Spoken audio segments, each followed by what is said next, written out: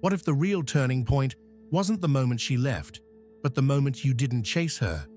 She expected noise, a reaction, a late-night message, maybe even one last plea, because that's the rhythm she was used to pulling away, then watching you return. But this time was different. You didn't explain. You didn't argue. You didn't fight for a place in a story that no longer honored your presence.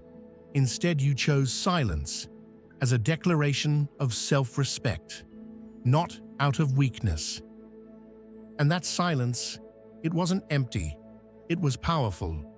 It was the sound of a man reclaiming his time, energy, and dignity. Because nothing unsettles someone more than realizing the person they expected to wait is already gone. She thought you'd come back like you always did, but now she's not questioning your love. She's questioning her assumptions, and that's the deepest imprint silence can leave. If you've reached the point where peace is more important than proving a point, like this video, subscribe, and comment, "I no longer explain my worth." Now let's begin. Number 1. The day you finally accepted the truth. Right. Now you may be clinging to a question that refuses to go silent. Why did she leave? Your mind replays every conversation, every look, every moment you tried to fix things, hoping the pieces will arrange themselves into some answer that makes the pain easier. But deep down, you already know the answer. You've just been too noble to name it. She didn't leave because you were lacking.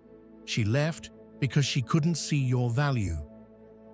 And that is a hard truth to swallow, but it's also the key to your freedom. You didn't lose her. She chose to walk, and not in a blur of confusion or a storm of misunderstanding, but with intention. And in that moment, her silence wasn't uncertainty, it was clarity. She decided to step away from something she didn't yet understand. Most men stay stuck here, trapped in self-blame, chasing closure that never arrives, but the Stoic doesn't collapse beneath the weight of rejection. He stands up straighter. Marcus Aurelius wrote, "If someone can show me what I think or do is not right, I will happily change. But if not, I should continue on my path." This isn't about changing who you are. It's about continuing the path. She was never ready to walk beside you on. This loss, it's not your ending, it's your unveiling. Let this be your shift. Stop grieving the version of yourself that relied on her approval. Mourn it once, and then burn it. Because when someone walks away from something extraordinary, it doesn't reduce the value of what they left. It exposes the limits of their vision. Here's your action. Stop asking why she left. Start asking who you're becoming now that she's gone. Every moment of silence, every wave of pain, every echo of what was turn it into the weight you lift, into the fire that forges into the wall you build between who you were and who you'll never be again. Psychologically, this reframes the entire narrative. No longer are you the man trying to understand her decision. You're the man choosing to let that decision shape your evolution. Her absence becomes your awakening, not your wound. And when she sees the man, you become the one she couldn't recognize while she had the chance. Let her feel it, not through bitterness, but through distance. Let her regret be her own. Let your growth be your goodbye. If you've ever stopped chasing explanations and started walking your own path, write this below. She walked away, but I'm the one who moved forward. Number 2, the silence that cut deeper than words.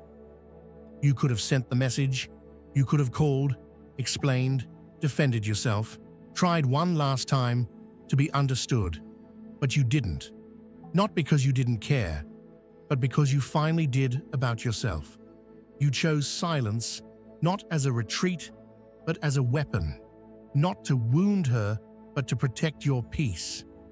Right now, she may expect anger, a reaction, a desperate reach for clarity.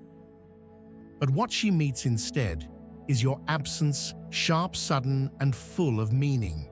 That's what she didn't anticipate, because silence, when used with discipline, becomes a mirror, one that doesn't offer validation, but reflection. A Stoic man does not argue for his worth. He demonstrates it through self-control. As Epictetus said, any person capable of angering you becomes your master. You refuse to let her own your reaction. You didn't hand her the keys to your inner world. And in that refusal, you claimed your power. Silence in this context is not passive. It's precise. It's the refusal to keep pouring into a void that only takes. It's the line drawn between dignity and dysfunction. You're not disappearing. You're withdrawing your energy. And when your energy leaves the room, she feels the shift. Here's your action. Resist the pull to explain your silence. Let your lack of response be the response. When she expects chaos, offer calm. When she hopes for validation, offers nothing, not out of coldness, but out of principle.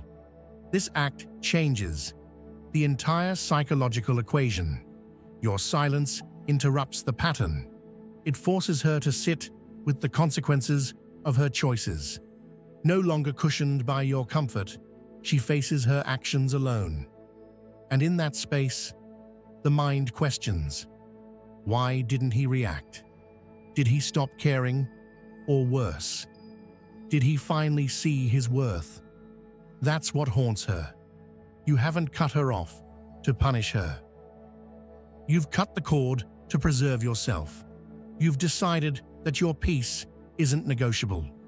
Your mind focus and future deserve better than rehashing a conversation that only ends in self-doubt. Let her wonder. Let her replay the last word you didn't say. That's the sound of power shifting, not through control, but withdrawal. If you've ever used silence to reclaim your strength, write it now. I didn't stay silent to hurt her. I stayed silent to heal me. Number 3, killing the illusion of closure. You keep waiting for the message, that one final apology, the explanation that will make it all make sense, the why behind the silence, the sudden change, the goodbye that never felt complete. You think that if she just said something, you could finally move on. But here's the truth. She's not coming back to close the chapter because she's not the one living in it anymore. You are. And that's exactly where your pain begins. We are conditioned to believe closure is something someone else gives us. But Stoicism teaches the opposite. Marcus Aurelius wrote, "You have power over your mind, not outside events. Realize this, and you will find strength." The moment you realize closure doesn't come from her, it comes from the decisions you make next, you start to reclaim your story. The longer you chase her final word, the more you chain yourself to her silence. And in doing so, you hand her the emotional script of your future. That's not closure, that's dependency disguised as hope. Here's your shift. Stop looking for the perfect ending. Start looking for your next beginning. The relationship is over, but what meaning do you assign to it? That's entirely yours. Maybe it ended without dignity, without answers, without fairness. So what? So do most things that matter. The Stoic doesn't beg the world to make sense. He chooses to rise even when it doesn't. Here's your action. Close the loop yourself. Not by writing to her, stalking her timeline, or rereading old messages, but by setting a new goal. Something forward-facing. Something that pulls you out of emotional limbo and into self-direction. Go build something. Go sweat. Go improve. That is your closure. Psychologically, this rewires the narrative. Instead of waiting to be released, you release yourself. You stop being left behind and become the one moving forward. And that shift doesn't just end the story, it rewrites it. Let her wonder why you never came back asking for peace. Let her feel the absence of someone who no longer needs her permission to be whole. You're not the man still waiting at the door. You're the one who realized the door was never locked. You just forgot to walk through it. If you've ever chosen self-respect over closure, write it now. I didn't get closure, I gave it to myself. Number 4, the power of pulling your energy away. You didn't send the message, you didn't check her story, you didn't reread the conversation that once meant everything. Not because you didn't care, but because you finally understood what your attention was worth. And she no longer earned it. What most men don't realize is this attention is energy. And when you keep feeding it into someone who has already walked away, you're not just wasting time, you're burning the fuel you need to rebuild yourself. Every time you wonder what she's doing, every time you scroll, just to see if she's happy without you, every time you run a mental simulation of what if you hand over your power, but not you, not anymore. The Stoic doesn't chase shadows, he controls his focus, like a king guards his gates. Seneca once said, "He who is everywhere is nowhere." And that includes your mind. If it's still living in her orbit, you're not living in your own life. So you stop. You starve the connection, not out of hate, but out of honor. You understand that keeping her emotionally alive in your head is a form of self-betrayal. You're not cutting her off. You're cutting off the version of you that needed her attention to feel seen. Here's your action. Pause when the urge comes to check, to wonder, to fantasize. Redirect. Pick up the book. Lift the weight. Build the thing. Every time you starve the past, you feed the future. Psychologically, this is emotional detox. You're not punishing her, you're purifying yourself. You're creating a mental environment where your energy is no longer tethered to people who left you behind. And something shifts. Suddenly, you stop wondering what she thinks. You start wondering what you're capable of without the weight of her memory. And when that happens, you don't just feel lighter, you move faster. You focus deeper, you rise. Let her feel the silence, not as punishment, but as distance. She can no longer cross. Let her realize she's not being ignored. She's being outgrown. If you've ever taken back your energy to build something better, speak it below. I stopped feeding the past and started feeding my future. Number 5, the inner fortress that nothing can break. You felt the collapse before the emotional storm, the shaky hands, the mind spiraling around her absence like a planet pulled from orbit. That's what happens when you place your sense of peace outside yourself. But not this time. This time, you build something unshakable, not a wall to keep people out, but a fortress to keep your power in. Because true strength isn't about how hard you hit, it's about how little you're moved by what's not yours to carry.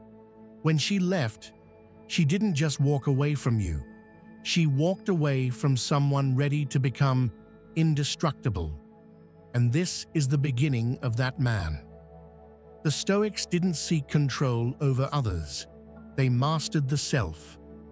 As Marcus Aurelius wrote, "You have power over your mind, not outside events. Realize this, and you will find strength." And that realization becomes your foundation. This fortress isn't made of steel. It's made of discipline, of habits forged in silence, of promises you make to yourself and never break again. You rise early, you train with purpose. You think before speaking. You respond, not react. You become the man who doesn't need to chase peace because he is peace. And when she thinks of you now, she doesn't see the man who begged. She sees the one who rebuilt, who stayed grounded when she expected collapse, who didn't seek closure because he became it.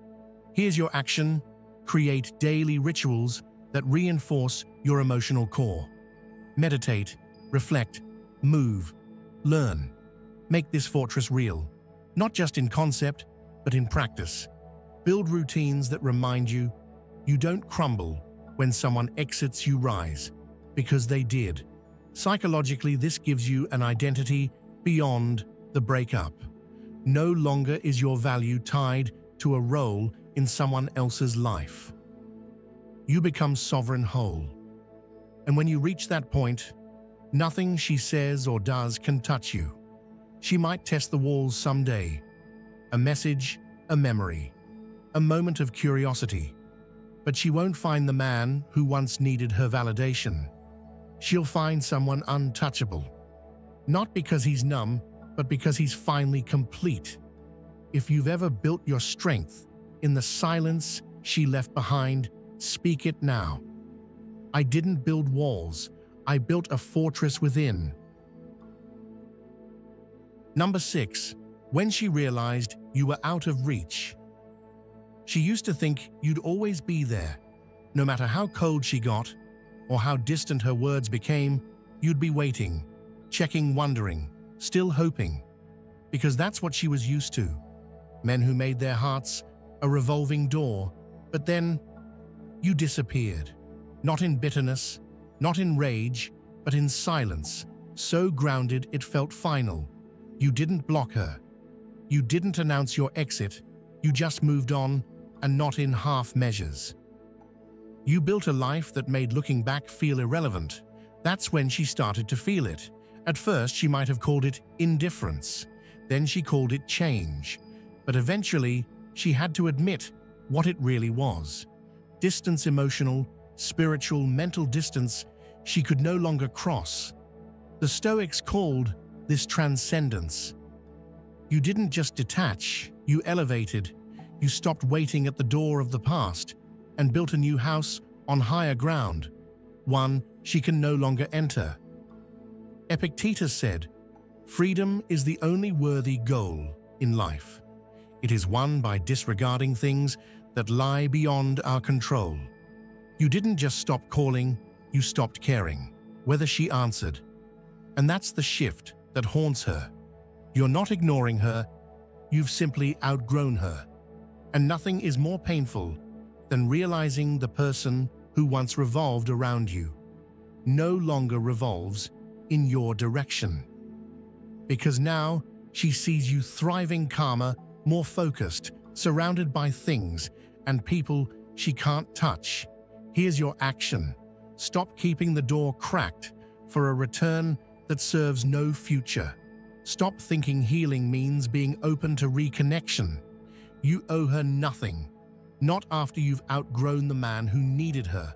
Psychologically, this seals the detachment. You're not just pretending to be unreachable. You are, because what used to hook you emotionally no longer registers. Not because you've shut down, but because you've tuned into a higher frequency. Let her scroll, let her wonder, let her think about you while lying next to someone else. That's her echo, not your invitation. You've become the version of yourself she couldn't access even if she tried. If you've ever grown so far, she couldn't follow. Speak it now. I didn't rise to punish her. I rose beyond her reach. Number 7. The quiet goodbye that echoed through success. You didn't slam the door. You didn't post about the pain. You didn't try to make her jealous. You just got to work. You turned heartbreak into momentum. You stopped watching her story and started rewriting your own. And that right there is the kind of goodbye she never saw coming. Most people expect noise. When they leave, emotional chaos, desperate texts, subtle displays of regret. But you gave her something far more powerful. Silence with progress. While she expected collapse, you built. While she assumed you'd wait, you transformed. Not to spite her, but because you finally remembered what you could do. You see, the best revenge isn't rage, it's reinvention. The Stoics never believed in proving their worth through reaction. They believed in living their worth through action. Marcus Aurelius said, "Waste no more time arguing what a good man should be. Be one." You didn't waste breath explaining who you were. You became him. Your gym sessions got longer. Your boundaries got stronger. Your days became structured. Your mind more focused. You didn't post inspirational quotes. You became one. The man who was once overlooked became impossible to ignore. Not because you shouted, but because the world started whispering about you when you weren't around. That's what haunts her now. She doesn't miss the man who texted back too fast. She misses the man who now takes his time. She doesn't regret the conversations you once begged to have. She regrets the ones you're now having with people she'll never meet. Here's your action tie, your goals to your own reflection, not to her recognition. Let your improvement be personal. Let it burn quietly in the background, until one day your presence feels like a life she no longer qualifies. For psychologically, this creates a rift. While she may move on socially and emotionally, she compares herself to others. And every comparison echoes one truth. You were the moment she didn't value when it mattered. But here's the best part, you don't care. Not out of numbness, but out of fullness. Because your life is no longer built around being seen. It's built on becoming undeniable. If you've ever turned your silence into the loudest achievement, speak it now. I didn't win her back. I won myself. Number 8. When she realized no one else was you. She thought she could replace you, that someone else out there would give her the same feeling, the same space to be herself, the same depth without pressure. So she moved on, or at least tried to. But here's what she didn't expect. Every new face reminded her of what she let go. At first, it was subtle. A laugh that didn't land the same. A conversation that lacked edge. A moment of vulnerability met with confusion instead of calm. And then it became undeniable. You weren't just someone she dated. You were a mirror. She didn't know she needed a presence she couldn't replicate. You weren't perfect, but you were real. And that kind of emotional grounding is rare in a world full of performative affection and empty promises and unforgettable. You didn't chase, you didn't check in. You didn't try to make her see what she lost. You simply disappeared into growth. Into becoming more of what she once had access to, but never truly appreciated. That's when the weight of her decision begins to surface. Because comparison is silent, but brutal. And while she may never say it out loud, deep down, she knows she can't find you in them. Your patience, your stillness, your ability to hold space without judgment. It wasn't just attractive, it was irreplaceable. Epictetus reminds us, a man can't learn what he thinks he already knows. And she thought she knew you, thought she'd find someone similar, maybe even better. But what she didn't realize is that men like you don't come around twice. You don't compete, you evolve, you don't repeat, you rise. Here's your action, stay gone. Not out of spite, but out of self-respect. Let her wrestle, with what she gave up, while you pour your energy into people who don't need to be convinced of your worth. Let her chase echoes while you build something solid. Psychologically, this creates a kind of haunting. You become the standard, the quiet ghost in every new connection she tries to force. Not because you haunt her, but because she can't escape what you made her feel safe, seen, challenged, and inspired. That's the curse of losing someone real. You keep searching for fragments in people who were never built to carry the weight. If you've ever known you were one of a kind and walked away anyway, write this now. She'll find others, but never another me. Number 9. The discipline of never reaching out again. The urge creeps in quietly late at night, in the silence between distractions, when nostalgia distorts memory and loneliness whispers lies. Maybe you should just check in. Maybe she's waiting for you to break the silence. Maybe this time it'll be different, but you don't. Not because you don't care, but because you finally understand the cost of breaking your own boundaries. No contact isn't a game. It's not a tactic. It's not a strategy to manipulate or punish. It's a commitment to your self-respect. It's a line drawn in the sand that says, I refuse to revisit what already broke me. Once the Stoics taught that discipline is the root of all freedom. Epictetus said, freedom is the only worthy goal in life. It is won by disregarding things that lie beyond our control, and nothing is more outside your control than how she feels about you today. The moment you reach out, you hand her the emotional reins again. You signal that your peace is still dependent on her response. And that's not power. That's relapse. So you hold the line. Every day, you don't check her profile. Every night, you don't reread the past. Every moment you sit with the discomfort, instead of escaping it, you strengthen the muscle of detachment.